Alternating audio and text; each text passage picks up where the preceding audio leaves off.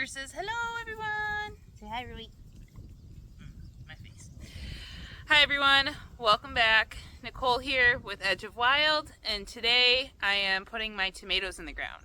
So it's actually, like, usually wait to the very beginning of June. It's headed into Memorial Day weekend. I think we're safe. It's going to be 90 degrees today, and I don't think any of the nights are below 45, maybe not even 50 for the foreseeable future. So I think we're safe. I started way too many because I think I had 31 plants that I started. I have 15 that I'm going to put in on the tomato trellis, and 2 just in one spot where the peas didn't come up very well over by the peas. So it's going to be 17 of that. I think like 6 of those are cherry tomatoes. Way more than I need. Less than last year. Way more than I need. I did do a lot more. The wind is terrible. I did do a lot more like a basic just red tomato this year, because last year I really didn't end up with very many red tomatoes. It wasn't my best tomato year last year. Like, cherry tomatoes did great. They typically do. Did not have good luck with my full-size tomatoes. So they're still going in the same spot, but I'm going to try a little different setup, just in the fact that we moved the row where the cherry tomatoes were on, because I made that more peas this year. I will show you a garden tour shortly, and then you'll be able to see everything and you'll understand what I'm talking about.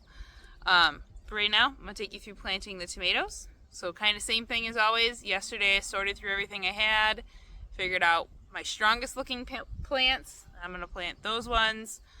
I have eggs to put in the hole. Always make sure you crack the egg.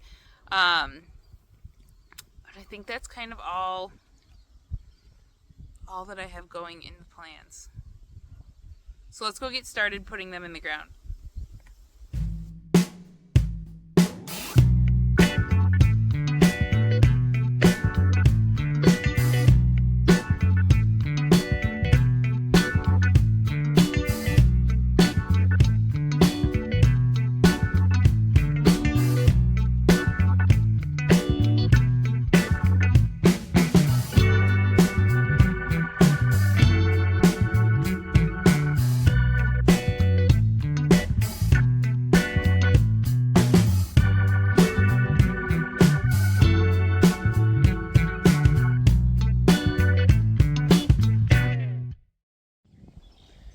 The cloud over the sun for now. So this is where they're going, same as always.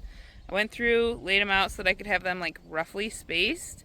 Last year I did beans on this side of the tomatoes. This year my snapdragons are here and they are a little spotty. Like, I've got some that look really good, and then So we'll see. I'm sure they'll fill in, minus these ones that died.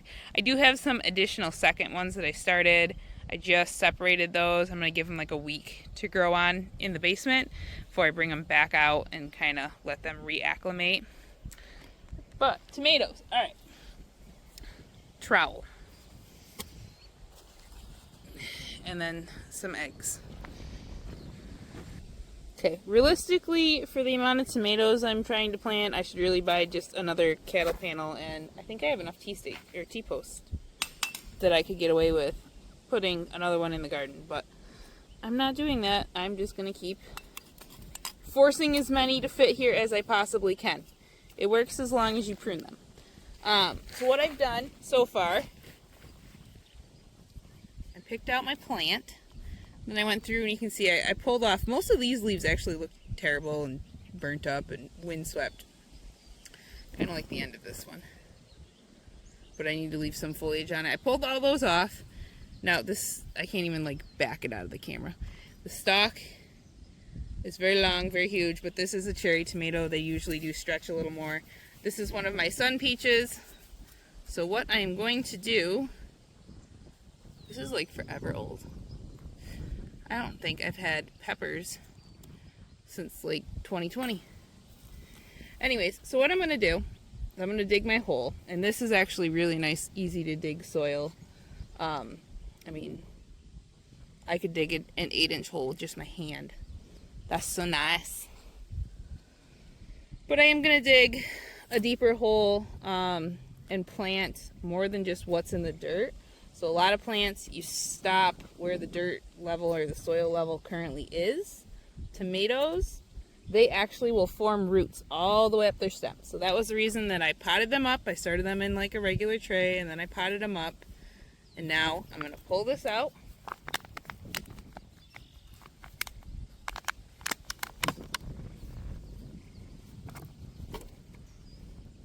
Those are my beautiful looking roots. And then I'm just going to stick the entire thing down in here. And there's like an additional 4 inches, yeah, I'd say about 4 inches of the plant. So that's down where soil level is. It's about 4 inches down.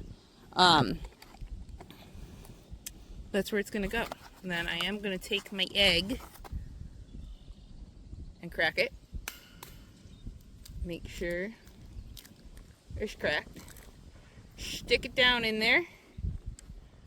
Shove all my dirt back over top of it.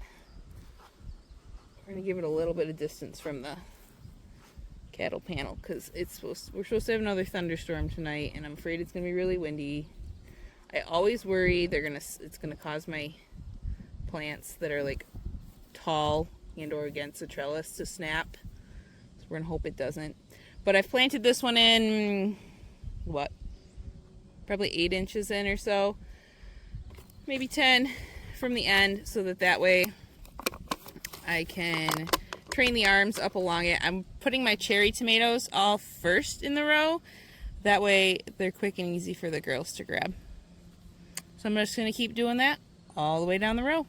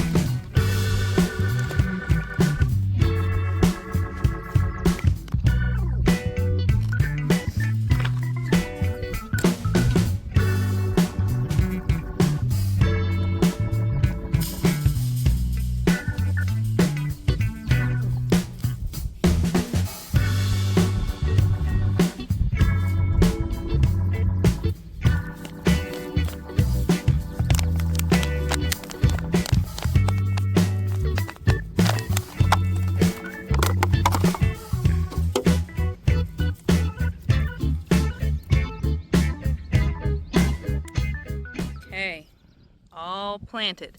And I'm going to go over what I put in hopes that I remember it, or at least have a can look back. So all the way down on this end by end of the Snapdragons where I have some stock. Away from the gate I have 1, 2 Brandywines. Then I have a Valentina, which is a orange tomato. Then I have 1, 2 Lemon Boys. Right?